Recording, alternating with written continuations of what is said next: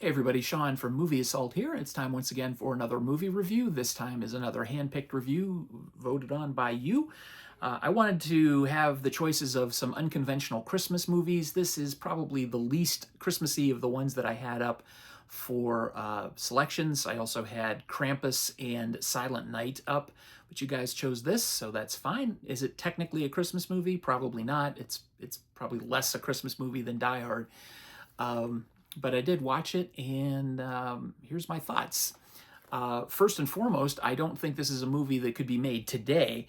The plot where two rich guys played by Ralph Bellamy and Don Amici take a character played by Dan Aykroyd, who's a rich white guy, and switch places with him, switch places with a poor black guy played by Eddie Murphy, and they want to settle a bet whether environment or heredity is what makes up and, causes a man or a person's character to be what it is. So Randolph Duke, who's played by Ralph Bellamy, thinks that everything is predicated on your environment. So if you grow up in a nice neighborhood and you grow up with nice things, you're going to be a great person. And Mortimer, who thinks that just simple genetics is going to determine whether you're a bad person or not. Hence, the one creepy line in the movie of many. But there's a line that Mortimer says that is, of course, there's something wrong with him. He's a Negro. That wouldn't fly today, but that's giving you an insight into how he thinks. Black people, by and large, to him, are not going to be good people. And so you can see just based on that this would be a problematic viewing for today's audiences. Back when it came out in 1983, this wasn't considered offensive at all. Today, you watch it and you're kind of like, oof, that probably wouldn't fly when some of the humorous things that come up. But I think it's funny that on the back of the Blu-ray, they don't describe the plot. They give you sort of a generic summary, and it's not even really a summary of what it is. It says, what happens when you combine the comic geniuses of Eddie Murphy and Dan Aykroyd and director John Landis? You get a timeless comedy classic full of cons, switching lives, high stakes, and even higher stocks. When the truth comes out, the results are sheer comedy gold. It doesn't tell you what the plot is, so you kind of would pick this up and go, oh, look, it's a movie with Eddie Murphy and Dan Aykroyd. It should be funny.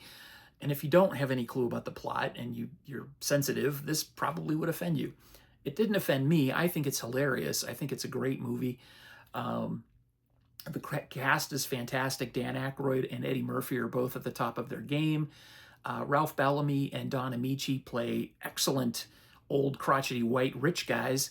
And Jamie Lee Curtis plays a prostitute who helps Louis Winthorpe III, who is Dan Aykroyd's character, when he's down. And Denham Elliott plays Coleman, who is first Louis Winthorpe III's butler and then becomes Billy Ray Valentine's butler, Billy Ray Valentine being the Eddie Murphy character. And there's a lot of stuff in here. I don't want to get into the plot too much, but it's hilarious. I think that despite all the problematic and supposedly offensive things that are in this, it remains a sharp and very funny satire. I think most of what this movie has to say most of what it has to say still rings true today. I just think that it's going to depend on which lens you view it through the easily offended views of today, which, kind of can't set things aside for being a product of their time, or whether you can watch it and just accept it for what it is from when it was made, which is what I did because I was around when it was made. I saw it in the theater. But I think it is funny. Hopefully modern audiences can watch it and find it to be funny by not taking it too seriously, because it is a comedy. I'm not trying to make it some sort of racial statement or something like that. It's a funny comedy, and that's all it is. It's just a movie. So just relax, watch it, have a good time. 8 out of 10. One of the best movies for both of these guys in their career. John Landis, who I believe is also being canceled for something these days. I think probably because um, I don't even know. I don't even know why John Landis is canceled these days. I know he's been canceled, but I can't even remember. So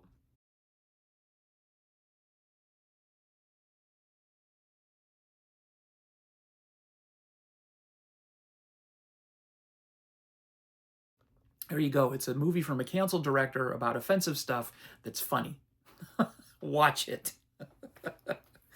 Um, and that's all I have to say about Trading Places. It's an unconventional Christmas movie that's not really a Christmas movie, but it takes place around Christmas and features some commentary about race, class, and um, how crazy white rich stockbrokers are. So there you go. That's my review of Trading Places from 1983. As always, I appreciate your attention span, and thanks for making it to the end of the video. I'm going to put a new poll up. It'll probably already be up for a couple of days because I had to film this a little early because I'm going out of town. So yeah, I don't know what the other 3 movies will be, but enjoy picking the next review, and I really appreciate it. Thanks for all the subscriptions that I've gotten lately. And as always, if you're one of the OG subscribers, I always appreciate you. So take care. And if I don't talk to you beforehand, Merry Christmas. Thanks for watching. See ya.